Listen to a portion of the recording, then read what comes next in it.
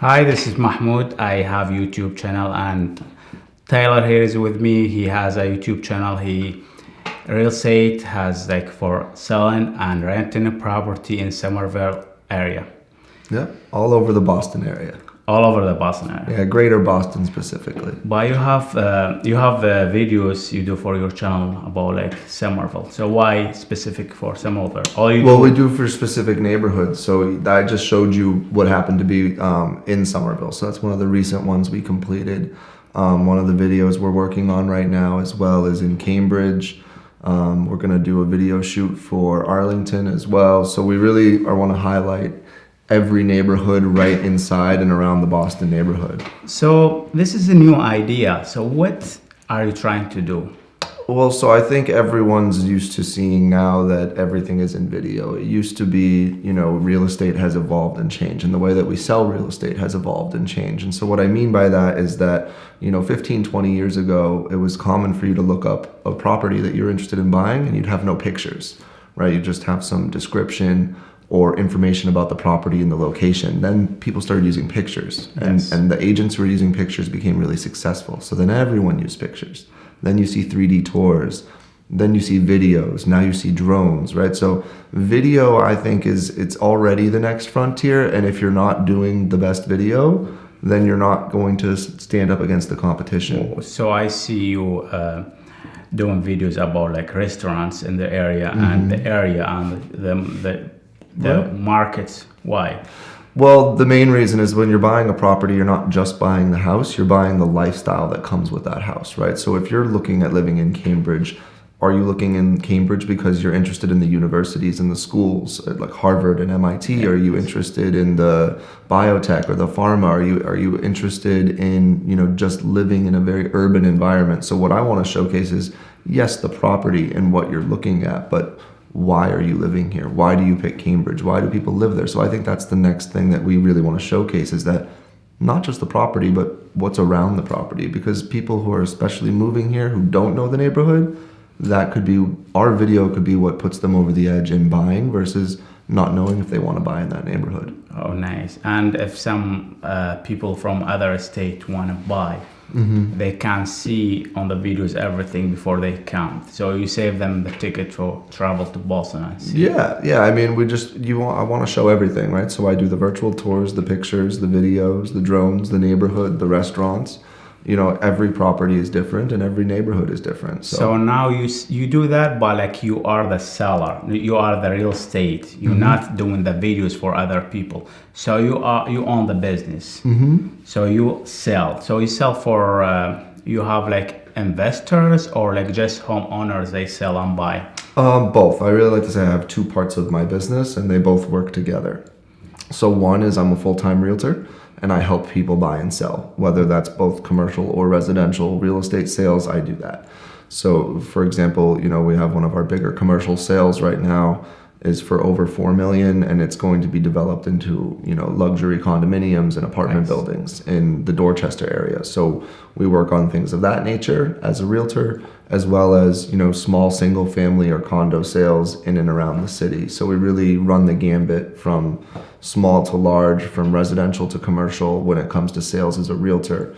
When you say, now the second half of my business is I'm also my own, developer and investor in real estate. So right now I'm working on building my rental portfolio. My partner and I have acquired 15 more units in the city over the past year in Dorchester, where we're essentially buying buildings or buying land, developing them, fixing them, increasing the rents and keeping those buildings. So we're trying to build that rental portfolio and always increase that in the Boston market. So for your business only renting, you don't flip and sell. You just flip and keep. Right now, that's what we're focusing on is flipping and keeping, or yes, Cash flow. Exactly. We're working on cash flow right now. I have done flips in the past, where the market is today, and where the purchase prices are today. It's a lot harder to find a great flip. Whereas I think it's a little bit easier to find a property to increase the values and keep it as a rental. So what's the difficulties? Because I see some like real estate agents, but they don't want to get involved in owning a property. So they they sell for other people, they buy for other people, but they don't buy or they for themselves on rent. Yeah, well, I certainly can't really tell you why other people don't, because I Okay. definitely do, because I do invest in real estate and I have done flips. So for myself, I definitely believe in it because I think real estate's the most powerful tool in investing, and that, at the end of the day, I'd much rather put my money into an investment where if the value goes down, I still have an asset, whereas in stocks, I just have a piece of paper. So I always believe in putting my money where my mouth is and practicing what I preach. So I do invest in that. As far as other people, I don't know if it's paralysis by analysis. They like the idea. They don't know how to get started. They don't know where to raise the money or have the money. There's a number of different reasons why people, I guess, don't start investing in real estate. But I would always advise that, investing in real estate is one of the smartest places you can do that. I think many of them already like in the past they invested but they like face the difficulties so they sold the property and they don't want to get involved anymore. Like the videos now you taking advantage of the videos on like it's not like only on MLS. You go to YouTube, you help people, you just go to the neighborhood. Some of like real estate agents, they don't want to get in the videos. They don't want to pay some photographer to take a picture. They take a cell phone pictures from their cell phone and post it, and that's wrong. That's like when I go on MLS or I go to Zillow and looking for a property and I see then I got quality pictures or like pictures for only the property. I don't know about the neighborhood. I feel like someone just want to sell me the property. Yeah. Like when you are buying, you buy in the neighborhood more than the property. So what is your next step? Why you're doing that? The videos things. Well, obviously, I want to grow my business, right? So any way that I can reach more consumers and get more people to see our properties, it's only going to help my client and it's only going to help my business. At the end of the day, I want to grow my business. So I see using videos and showcasing is not only a way to help my clients, give them the best service and the best chance of selling their property, or informing a buyer. I think it's an actual helpful tool, but it also should help grow my business. So okay, so I would be lying if I didn't say I want to grow my business. Yes, absolutely. So that's one of the major goals for sure. And the reason, like the goal is like yourself, but like you cannot help yourself if you don't help other people. Absolutely. Especially the buyers. Absolutely. And you helping the seller, of course, because you're recording the videos for free for them. But like I noticed you said the cost of the drone and the videographer is very expensive. So what should like real estate agents do with that point? Well, it depends on your situation where you are. I mean, I'm in the Boston area, so we have, it's very competitive. There's lots of different brokers. There's lots of different vendors who do videography or drone footage, and they can all be very expensive. I know that in certain neighborhoods it's a little cheaper because that's just what the vendors are cheaper where you are. For me, I decided to outsource, not outsource, I'm sorry, I was outsourcing. I just decided to bring it in-house because I could cut some of my costs. So I was spending over $1,000 per drone video, just the drone video for listings in the city. And I bought the drone for $1,000. So, I actually went to college and school for communications, and I concentrated in filmmaking with a minor in psychology. So I'm lucky that I have a little film background. I certainly don't use it as much as I could, and I'm definitely could be better at it, and I'm working on getting better at it, but I saw a lot of people don't have the abilities that I have. So if I were to outsource or hire someone, certainly I would want all of the stuff to be included. I just saw an advantageous situation where I could cut some of my costs by doing it myself. That being said, it's a lot of time, specifically the editing, the shooting, and as a full-time realtor out there, it takes me a while to get these videos out because at the end of the day, the day-to-day transaction of the property is very important. I have to do the showings, I have to get the clients in there.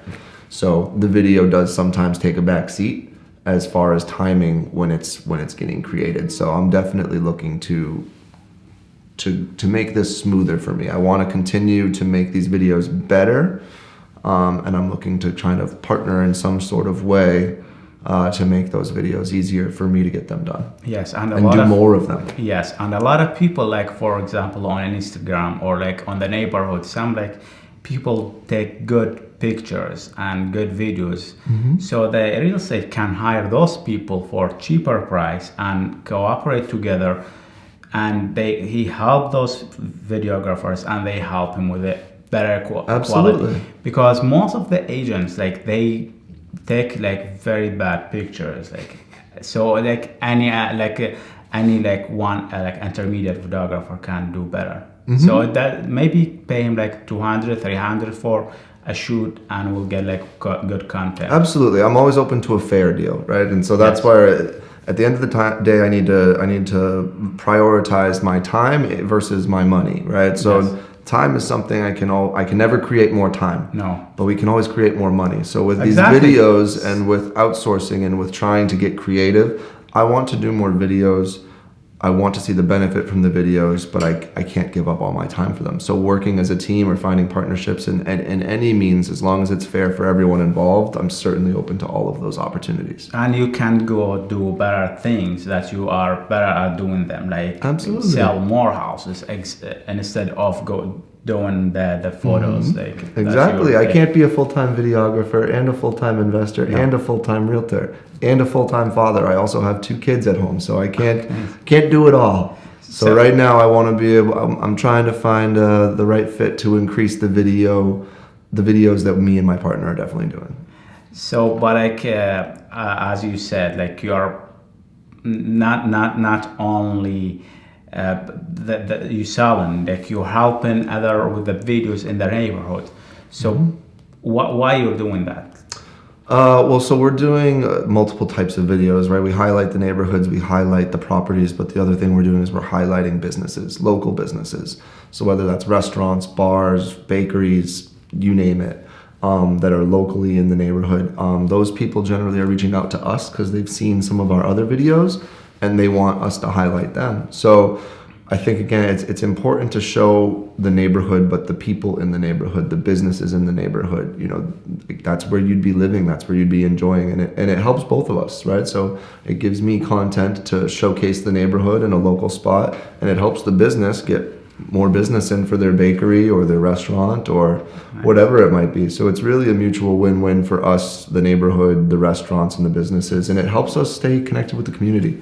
And I noticed you said, I don't want to show the area like too good, or like I do like very professional, then when they come they will see different. Like, I don't want to lie either, right? I don't want to use a fisheye lens in every room and make a 100 square foot room look like 1,000 square feet, because oftentimes you'll get that, especially when I'm dealing with an out of state or an international buyer, and they've traveled here because it looks so large, and then they come in and it's tiny. So I want to showcase and highlight the property, but I don't want to false advertise or lie, right? So I'm not gonna make the property look different than it is. It needs to look as it is. It needs to show as it is. I want to highlight the great things about the property, but I don't want to misrepresent the way that it looks. Yeah, some like real estate agents show me like post the light. I said, well, make the colors different, and maybe someone like the original color that you have, by when you post the light will be different color, and they don't like the other color. Or some people like the other color, they come to see it and they will find different color, and that big problem. Just show them. And how about the neighborhood? Like, what do you show about the neighborhood? You don't show the neighborhood too good too. You just show what is the neighborhood. Yeah, I mean, I want to highlight what's great about the neighborhood. Like, is there a train nearby? Where's the train? How close is the mall? How close is the bus? How close, what it is what it is. Yeah. I just want to show you what they have to offer, right? And some neighborhoods are going to look different than others, but those are what are in those neighborhoods, right? So where are the local restaurants, businesses, trains, buses? If you live here, where are you going to go every day? What would that look like? And that's what I film. There's no special editing on adding beautiful buildings. This is what's here, and you like it or you don't. But I'm going to show you exactly what's in this neighborhood and hopefully you see that there's a lot of beautiful things in that neighborhood. But I'm not going to change the way it looks. That's the way it looks. Exactly, and especially for like at Somerville area and Cambridge area, they know how it's busy is this area and how like there's roads very small, but there is like very nice things like the colleges, like Colleges, universities, beautiful brownstones. Cambridge still has wonderful tree-lined streets despite being so urban. So there's, again, it's beautiful in certain areas, and we just want to show you what does Kendall Square look like, right? What does Porter Square look like? What does Central Square and Harvard Square? What do the universities look like? What does the river look like? People are running up and down the Charles River every day. You know, I live in Cambridge myself, so I use that. I exercise on the river. These are all places, if you wanted to live in Cambridge, these are the things that are reasons why you most likely want to move to Cambridge. And if you don't know that they exist, I want to show them to you. Because maybe you're thinking of Somerville or Medford or Watertown, but then when I show you, hey, you know, the Charles River is right here, and you can go out of your front steps and run up and down this every single day, or go kayaking on this every day. People may not know that, but when they watch our video, hopefully it shows that, you know, there's something that this neighborhood has to offer that you didn't already know. Exactly, especially the Charles River. That's like a lot of people like running. Like if you do like a video, like when the people running around, how nice in the morning will be like very nice. People can see if they like it, they will come to this area. Absolutely. Okay, so thank you very much. I appreciate that. Thank you for having me. Yeah, I really appreciate it. I appreciate that. Thank you very much. No worries. So we'll